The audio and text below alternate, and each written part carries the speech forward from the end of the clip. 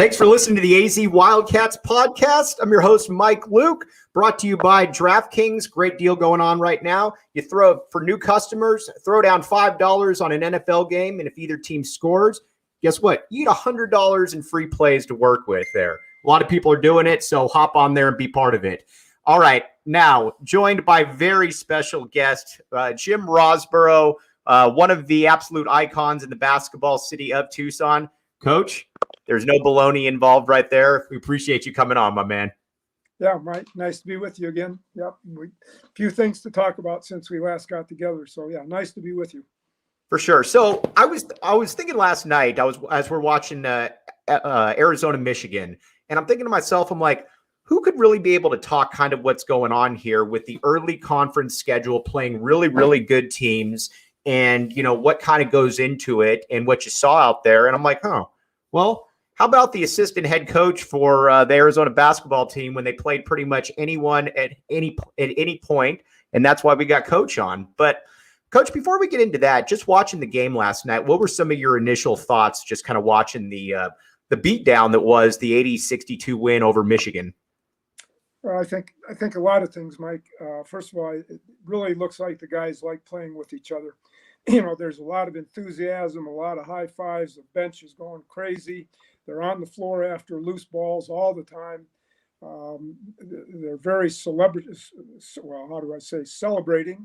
when somebody makes a great pass, or Coloco or somebody gets a dunk. So I really like the enthusiasm and the togetherness. I thought defensively they were really good. I think that was Michigan's biggest problem. They just couldn't solve offensively what Arizona was doing to them defensively. They trapped on the side. They trapped the big guy. They just really were very, very good defensively, and that was out of all five positions. I mean, their double team on the sideline, I really haven't seen that a whole lot over the course of a career, right, to be honest with you. But it worked. It disrupted everything, and Michigan really was struggling to get good shots and had to settle for jacking up threes. Offensively, they get up and down the floor. I mean, you were sitting there watching, Mike, and every once in a while they'd have a camera angle of these guys coming down at you, and there were a flood of four guys, and Michigan was, getting back a little bit, but not enough to really stop the attack. So, and then they'd come down, Mike, and if they didn't have a layup or something, they just ran right into an offense and kept attacking. And so the whole style of play, the enthusiasm, the coaching, everything, I thought was just really, really good last night. Now, watching the game, and obviously I wasn't there, but just watching it on TV, the thing that really stuck out to me was just how quicker Arizona was to the ball. Michigan's a very good team, but whenever Michigan would try to trap Arizona, it generally ended up in a dunk. It generally ended up in a really good shot. Is that something, because you guys, obviously you played very up and down, a very exciting brand of basketball. Would you know going into a game that, all right, we're a lot quicker than this team, and this is how we're going to impose this? Or what was the thought process when you would go against a good team like a Michigan, but you knew that you probably had a higher caliber of athlete? Well, I mean, my view is quickness really kills, Mike. So we generally had three really quick guys, and then you have like a Bennett Davison at the four who was quicker than a cat. So we generally had pretty quick kids at the perimeter spots. Jason Terry, Michael Dickerson. Bibby wasn't the quickest, but he might have been the smartest guy that was around. Gilbert Arenas, come on, Jason Gardner.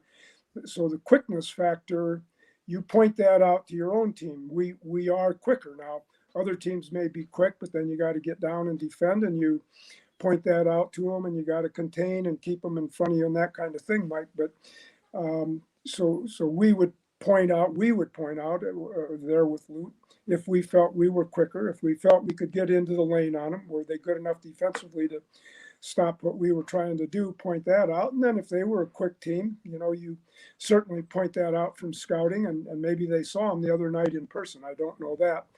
But you point out, yeah, they are quick here, but we've got you help. We've got to contain. You got to get down.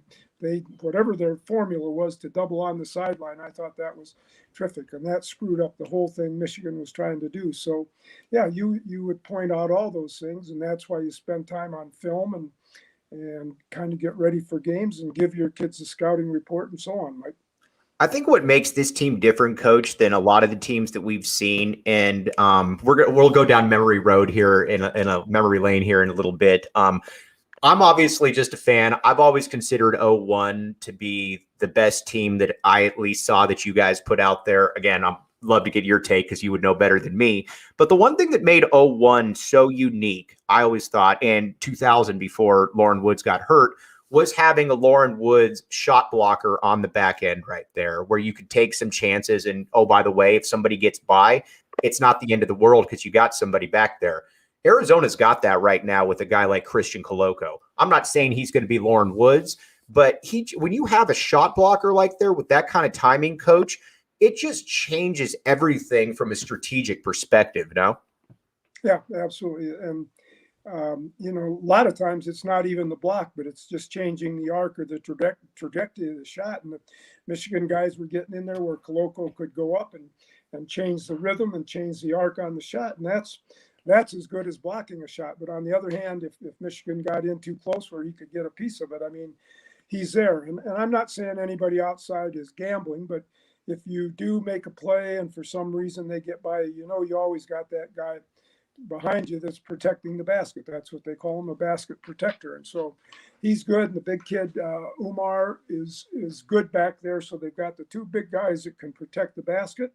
And they're quick enough on the perimeter to dictate some things that they want to get done. So, I mean, I think it's really, really a good combination. And the thing also that's amazing is Coloco really gets up and down the floor well. And you saw several times he was out in front and they get him the ball or penetrate here and he's already there and throw it up for the lob and get the dunk. So it's a good combination. Lauren was terrific back there. I'm not sure Lauren runs as well as Coloco.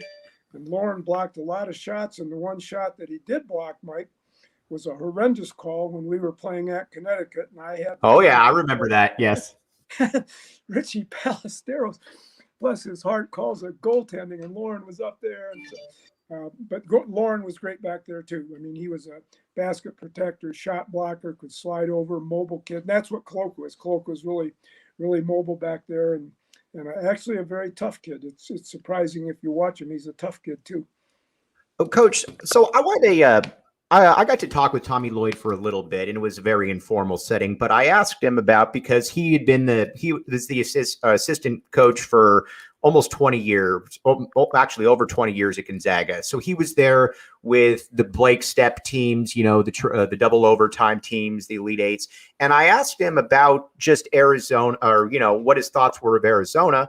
And he said, quite frankly, he said they were the type of program that we tried to emulate, from a consistency, from an up tempo, from just being able to run a certain kind of style.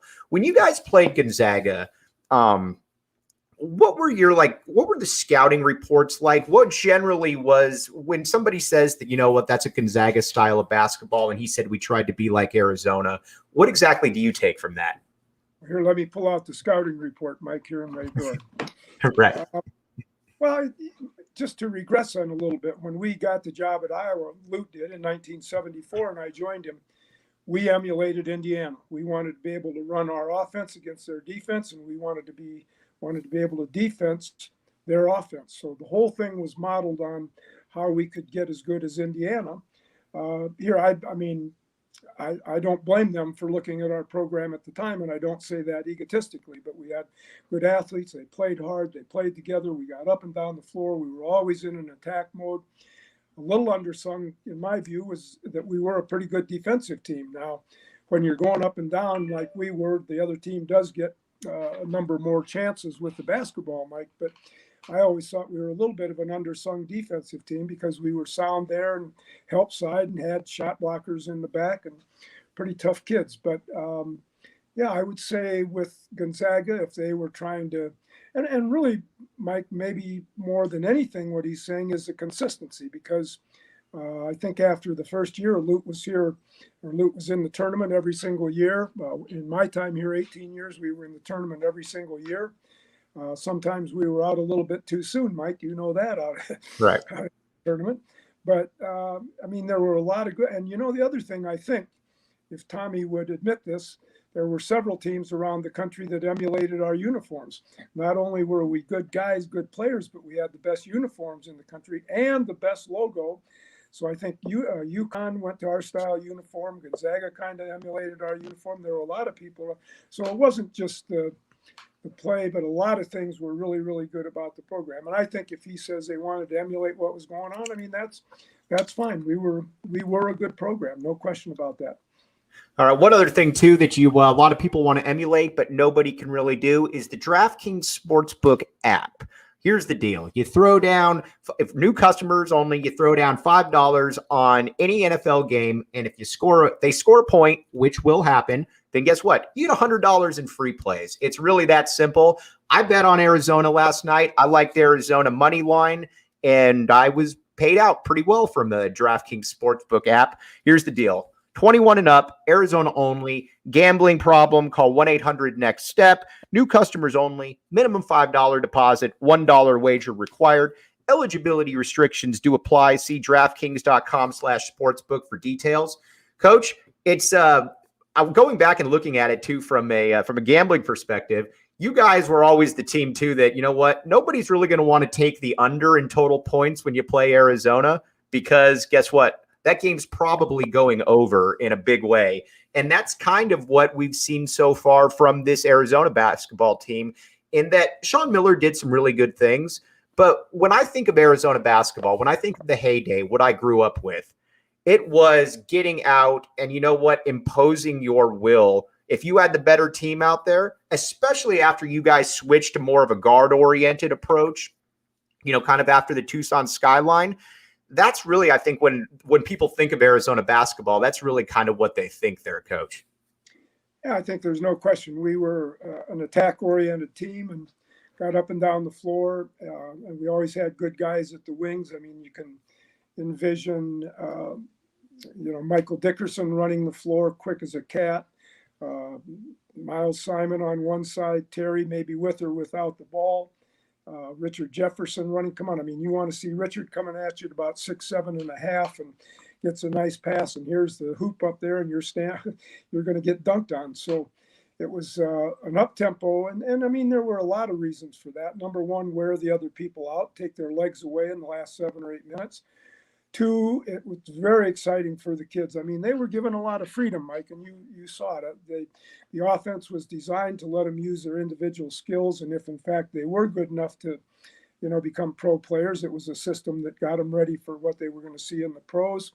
Fun for the fans, and I think that's as big as anything. Now, I would almost guarantee you, now they got Sacramento State, I think, Saturday, and just with the Thanksgiving weekend, you don't know if it's going to be filled, but they're going to fill it up this year, and you're going to get to the Pac-10 or Pac-12, I guess we are now. It's going to be hard to get tickets because it's exciting brand of ball, and the kids are likable. I mean, again, you look out there and see the enthusiasm and the ability to run the floor. It's right now, and there's no reason that it won't continue. It's really an exciting brand of basketball, and I think, taking nothing away from Sean Miller, because Mike, winning games is hard. You just call your old buddy who is actually becoming a pretty good coach, Josh Pastner, ask him. Winning games is tough. Sean Miller did that, so he deserves credit. But now I think Tommy's really got him on a roll. The kids are believing in the system, and it's just you don't want to say the sky's the limit and start tagging all this baloney, but they play hard and a fun brand of ball. All right, so I was thinking, and a friend of mine messaged me this, and I thought of you immediately, and I sent it. He said, there's a little bit of kind of that 1995-96 preseason NIT vibe with this team playing right now, where this team came in unranked. You guys came in unranked. Keep in mind, this is the year after Damon's graduated, so it's a team full of seniors, but probably not getting a ton of love. You guys go into Madison Square Garden, and you beat a bunch of teams, highlighted by Georgetown at the end right there, which was the sexy pick with Allen Iverson. And I think last night you saw a team that, obviously took Michigan out to the woodshed. But when you go into these type of games, when you go into like what Arizona did last night or what you guys did in 95-96, what's the mentality, especially if there aren't a ton of preseason expectations for your team? Well, so they go in and play Wichita State, and I think even Tommy and the guys said, well, we're kind of lucky. I didn't see the end of the game, but I guess Wichita, they said it on the TV last night, had a chance to make a couple free throws at the end and seal it. But you win that game, and then you're in a big time game.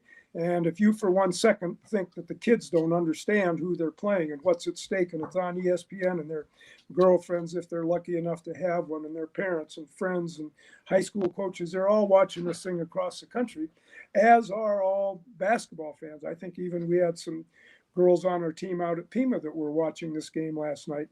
So, I mean, it's a huge opportunity. And if you think the kids don't know that, as I just said, you're crazy. The players understand what's at stake. They get geeked up. They get ready to go. They practice. Whoa. They've had a good sorry about that. It's okay. They've had a good preseason, and they're ready to play somebody and show. Hold on, I apologize. Keep going, Coach. Okay.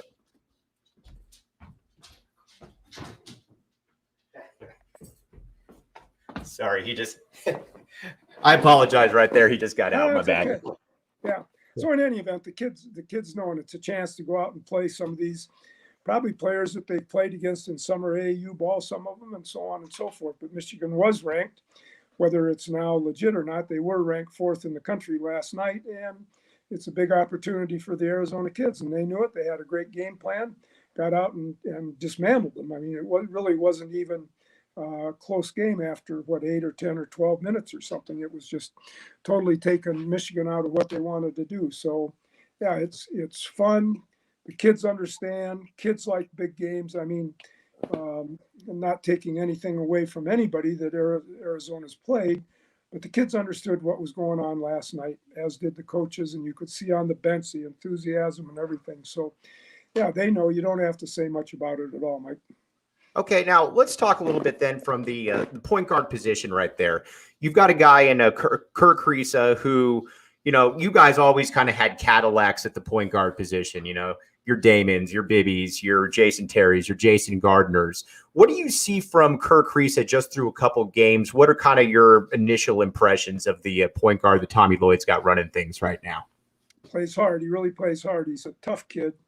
I mean, you watched last night. He was right in the middle of everything in terms of enthusiasm and getting the guys going. Now, the thing, and I know the kid's a great shooter, but I also looked at the stats last night, and I think from 3, he was 1 for 8 or 1 for 9. So it will be important that he hits a couple just to keep everything honest. But what I do like is he can get the ball up and down the floor. He's a way better than average ball handler. He is a good shooter, and I'm sure Tommy's going to say something today to him about, well, you need to take good shots for you, because 1 for 8 or 9 is not where he wants to be. But on the other hand, he's known as a good shooter. He's a tough kid. I like the way he got after kids defensively. He was getting over screens. He was getting under screens. He was in the double teams. So I think, and then with the backup point guard, whatever his name is, I think they have a good combination. In fact, they played those two guys together. So that's good to see. Then you got 2 little bit smaller, quicker guards that are tough kids and get after you defensively. So I think between the 2 of them, they have really a good combination. But Kerr, as you mentioned, he kind of is the spirit and the backbone, it looks to me, just in watching a couple games and a few practices. He's a tough kid. Coach, just so you know, I can prove you something, too. When you said that I was full of baloney when I said that people always get hyped when I have Coach, the last 2 comments that have come in, Randy Teat says, Jim Rosborough, a legend. Then Thomas Mendoza after that, Coach Roz is all class. Coach, telling you, you got a following out here, buddy. So, yeah, it's good. That's good to hear that at least somebody besides your wife thinks you know something about this game. So, yeah, That's good to hear. So I had a couple comparisons that I thought, and what I love having when somebody like you that's come on is you've seen obviously Arizona basketball up close. When you look at Benedict Mathurin and Dalen Terry, and I'm not saying that these guys are going to be what these players were, but being that how they play a little bit, their physicality, their athleticism, a lot of people are talking about, it was kind of like when you guys had Hassan Adams and Andre Iguodala early on, where you just throw in these 2 kids that are basically all athleticism, all youth, and it's just kind of a spirited vigor type out there. Do you see any of that when you see those two wings out there? That's probably a pretty good comparison with Matherin being a little bit the stronger, tougher kid like Hassan. Hassan. And then Iguodala and Terry, both a little bit more rangy. I'm sure they're going to work on Terry this summer and get a little more weight on him. He's a little bit of a thin kid, but he's tough. He's really, really tough and a good athlete. So, I mean, I hadn't really stopped to think about that, but I think there is a comparison. And Hassan and Andre, their first year, did not get a whole bunch of time. They got significant minutes, but then the next year played a big role for us. And Hassan, I believe, was here 4 years. Andre left after 2. And I mean, I'll tell you one thing for sure: guys they hated to play against Hassan Adams because he was just a brute. He was just mean and tough and strong. Didn't take anything from anybody. I mean, I guess I'd have to break down the films and see what was going on the glass and down there in the scrums and things. But he was a tough kid. And then Andre and I've told you the other guy, Gilbert Arenas, probably are two of the smarter basketball minds that I've ever coached. Andre, I mean, he's obviously had a marvelous career, but he's a smart basketball kid, understood the game and so on and so forth. And I think Terry he's a great athlete. He's kind of like a spring colt. You know, you see him out there, all arms and legs and these little skinny little arms and so on. But he's tough and he runs the floor and he's an adequate shooter and loves to play. And again, you saw him last night. They were all very, very excited. They were tough. They ran the court. It was really impressive. But that's a good comparison, Mike. I really hadn't thought about that.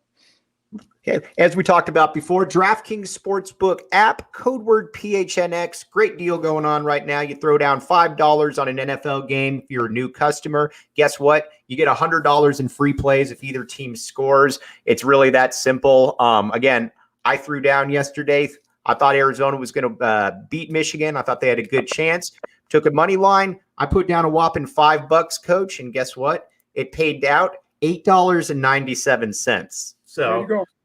So, you know, some people out there probably have a little bit more money than me, so you could probably turn that into a nice little investment as well. So check out the DraftKings Sportsbook app. Again, put in code word PHNX. You've got all the great deals out there. All right, I wanted to talk to you before we let you go, Coach. I wanted to talk to you a little bit about kind of the the NBA type, some of the NBA players, and you brought up Andre Iguodala. He's obviously Aaron Lute's last player that's still in the NBA. And when he was here, I remember Luke Walton saying something that I thought was really fascinating, where he said, this kid, he said, could be the best player to ever come out of Arizona with his athleticism, his length, his IQ.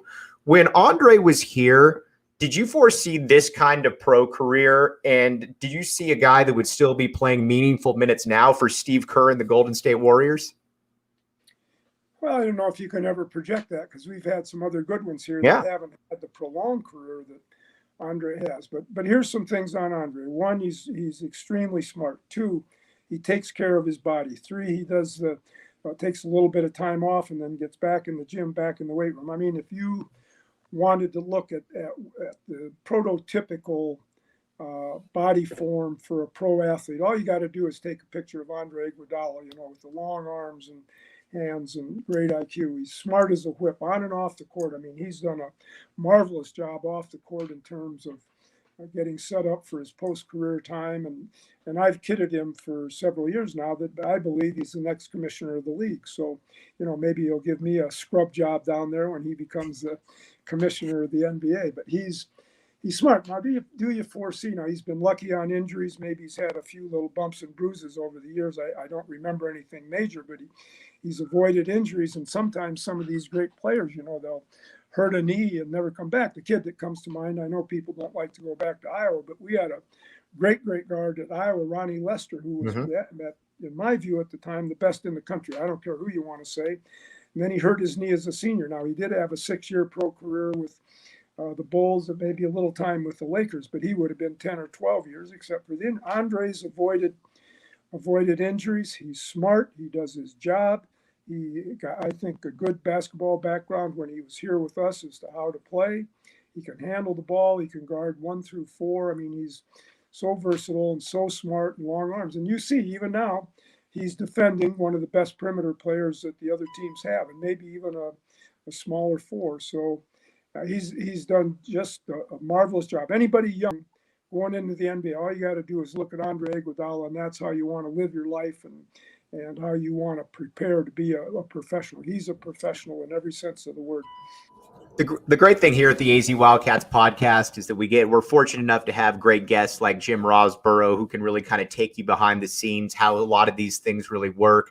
Go PHNX. They've got all the beats covered, from the Suns to the Diamondbacks to the Sun Devils to the Cardinals to the Coyotes. Everybody's doing their thing. It's all Arizona teams won yesterday. This is the time to hop on and subscribe to the AZ Wildcats podcast. All right, Coach, one last question before I let you go. And again, can't thank you enough for your time, because I know you got some coaching coming up here. You mentioned Gilbert Arenas. Gilbert Arenas, to me, at least in my opinion, is I didn't see Sean Elliott. Basically, my frame of reference is everything Chris Mills team year on. I first watched them against the New Orleans, I think it was December 26th game, and caught every single game since then. I've always felt that Gilbert Arenas was the most talented, physical, just that basketball just came easy for him. And, he gets to the NBA, a 30-point-a-game scorer for a couple years. You mentioned Gilbert Arenas. What were your thoughts when you first saw Gilbert coaching him? And were you surprised by the amount of success that he had later on? Well, when we first saw him, he was only 17 years old. Right, right. He was just a young kid. No, I mean, you looked out there and you saw him in pickup game. Well, I guess we weren't supposed to watch pickup games, but you saw him out there on the court, and when we got to practice and so on, I mean, he had all the physical abilities, like you just say, quick as a cat, great shooter, could run the floor, terrific athleticism, could jump out of the gym.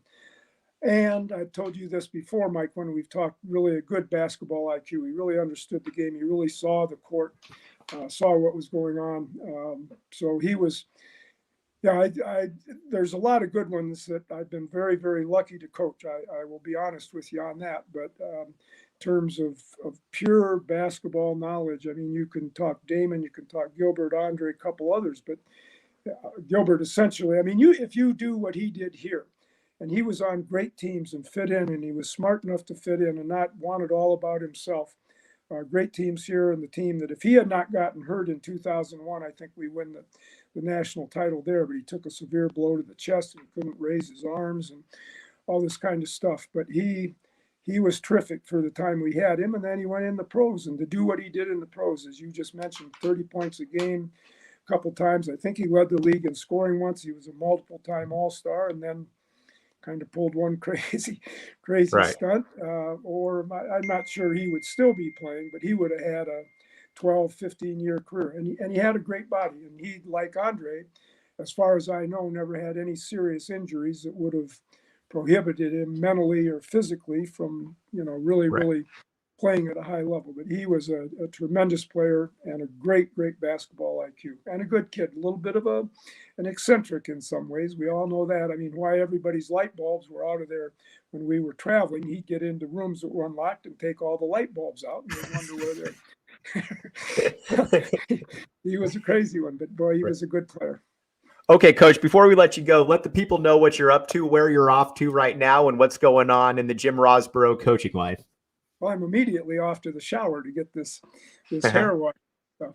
I'm out at Pima with the women's program. I think this is my 7th year out there with Todd Holthouse, and it's really, really been a lot of fun. I coached women's tennis down at the university for 4 years, and that was terrific with those girls. We had great teams. I like Vicki Mays, the head coach, and I've been out with Todd. Again, I think this is my 7th year, 6.5. Coaching the women out there. We've had some really great runs. We finished 3rd in the country several years back, 5th and 7th. We've been to the tournament. So we've had good players, work hard. I like the staff, like the people out at Pima. I don't know if this would be of any interest, but the Pima sports program right now is probably at a peak, what it's ever been. The men and women's soccer finished no doubt 2 in the country, and our golf teams are good, and Peabody with the men. So it's really a fun job for me. It's basically a retirement job. It's not the high intense pressure that Tommy Lloyd and those guys feel, but I mean, we got a game tomorrow night that we need to win. And so you do internalize that and want to get out today and have a good practice and get them ready. So yeah, it's a lot of fun. Coach, as always, honored to have you on. And I told you it wasn't baloney. Comments came in immediately on that about you. It's always a pleasure to be able to talk with you, Coach. You as well, Mike. Call anytime, please. Yeah, you got it. For Jim Rosborough and Mike Luke, you've been listening to the AZ Wildcats podcast.